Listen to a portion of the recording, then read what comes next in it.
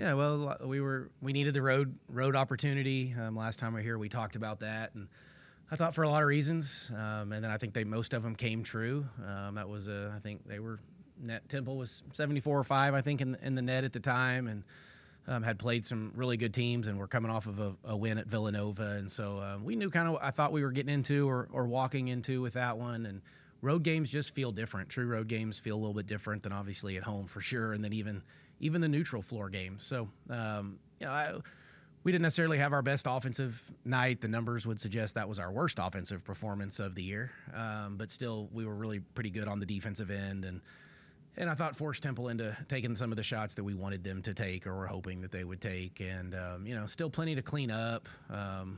Again, just, lacked some rhythm on the offensive end, but found a way and competed and held them to, I think, their season low in scoring. So still plenty to build off of. Excited to go get the road win. Like I said, I thought we needed it a lot. Finals week for us this week, so that's a little bit different. I think we're a week later than most schools, it seems like. So early in the week, we let them kind of focus on the academic piece. We'll go through some skill workout here in just a minute, and then kind of build up as the week goes on, and really starting tomorrow for Colorado and get ready for Big 12 play and a quality program that's really, really well coached. They have great culture. I think back-to-back Sweet 16s for Colorado. So full new roster. I think they have 10 new ones on their roster, a couple of which we're familiar with because they're Big 12 transfers. And so we'll continue to learn a little bit more about them as the week goes on and prepare our kids. But, yeah, excited for one more and to get going with Big 12 play. What makes true road games so different than neutral site games? Well, just everything. I mean, you're playing in somebody else's environment. Obviously, the crowd's against you. The travel is different. The preparation is different. From shooting times to where you eat your pregame meal. Obviously, the bed you're sleeping in isn't your own. So a lot of it. And, once we get going, it becomes somewhat routine. We just hadn't gone through that routine a whole lot. And so we just needed to go through it and then see how our kids responded. Coach, what is the process like for scouting a new conference opponent that, even though it has a new roster, has continuity with the coaching staff? Yeah, not really. Honestly, not much different. You have to dig a little deeper because you just don't know them quite as well. You don't have old scouts to go off of. You don't, if you want play calls, you don't really have much, many of those. So some of our coaches maybe have played against them in the past too, so you can kind of draw off of that a little bit. I've never coached against J.R. Payne, and she does a great job, so this will be a first for both of us. So some not unfamiliarity there, I guess, a little. But we play them again in a couple weeks after Christmas, so there'll be 2 opportunities here early to learn a little bit more about them. Can you give us a snapshot of what they do effectively? Yeah, in a little bit. I haven't studied them as much as I will as today and tomorrow go on. But, they run some kind of Princeton chin type offensive stuff where they can pass. They can move the ball. They can pass. They can shoot it. They've got some length. They have one of the premier 3-point shooters in the country. And the Frida Foreman kid, Garzone's there from Oklahoma State, who we're very familiar with, and she can really get it going. They have a point guard that's a Colorado kid that's been there for quite a while that controls it. I think averages, I don't know, I could be wrong, but I think it's over 7 assists a game, something like that, and kind of controls tempo and pace and passes. The hard part, I think, is they've been a little injured, and so their lineups, their Foreman was out the first 4 or 5 games of the year.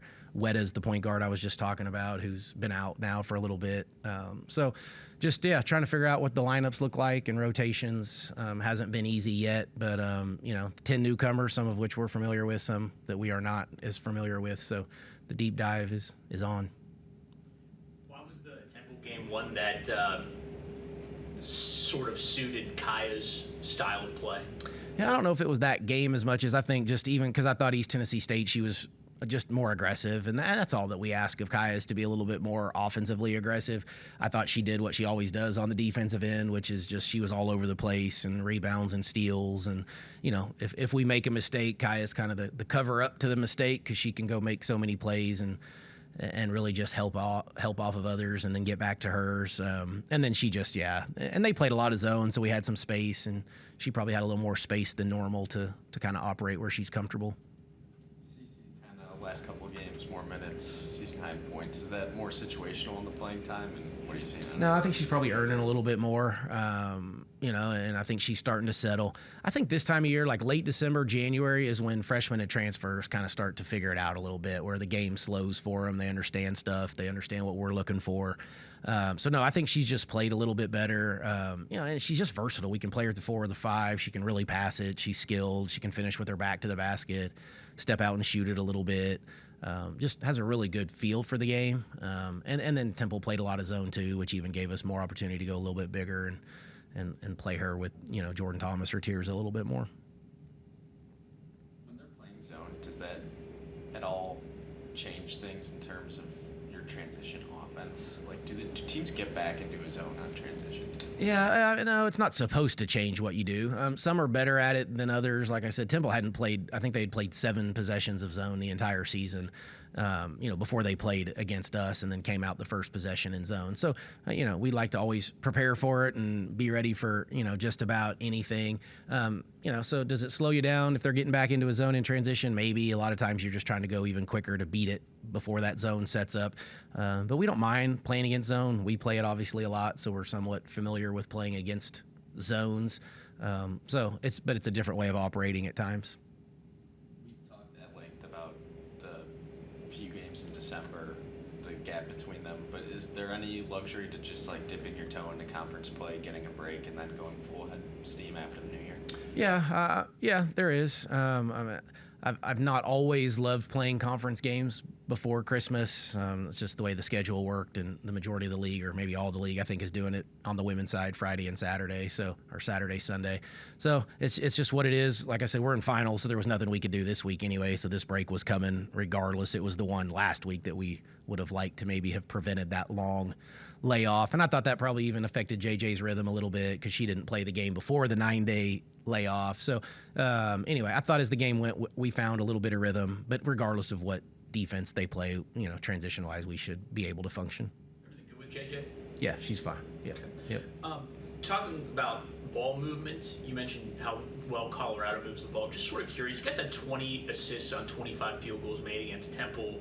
What have you thought about the way that you guys have moved the ball and distributed the past couple of games? Well, yeah, it's gotten better. I haven't thought this year we'd moved it as well as we wanted to. I even went back yesterday and looked at the stats from a year ago at this time to right now, meaning, through the non-conference schedule, where are we a little bit better, where are we not quite as good, and the assist was one of those. But we've been talking about it, advancing it even in transition a little bit more via the pass. Are we making extra passes in the half court?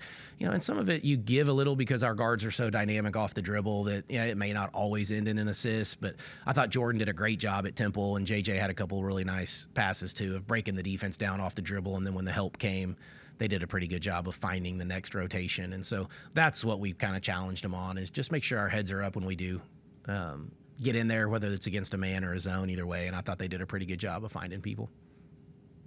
Not too far down the road is Oklahoma State, and kind of picked towards the bottom of the conference in the preseason poll, but they look like they've got one of the best offenses in the conference. Have you paid attention to them at all? Not really. I get so busy on us and the teams we're playing, I don't get to watch a ton of the conference schools. Now, from time to time, like I saw them play a little bit of somebody, I think it was probably like an ESPN Plus game or whatever, just like anybody else, and I was thumbing through one night. So I've watched them play a little bit. And they've got some new kids and some returners, but they are scoring it at a pretty elite rate right now, and I know their net's like top 30, I saw the other day. So they're doing something right now, and yeah, we got, 4 games, I think, 4 league games before we get to them. So I got plenty to worry about before